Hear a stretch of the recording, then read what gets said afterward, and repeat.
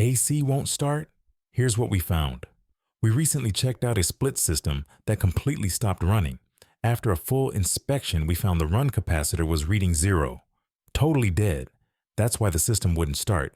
We quickly diagnosed the issue and are now working with the client's home warranty to get it replaced and the system back up and running.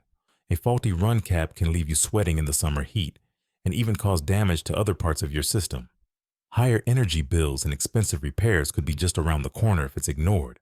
That's why regular maintenance and inspections matter. Catching small issues early can prevent bigger, more expensive repairs down the line. Plus, a well-maintained system will run more efficiently, saving you money on energy bills and extending the life of your unit. We take pride in giving our clients clear options and solutions so they can make the best decision for their home and budget. Don't let a small issue turn into a major headache.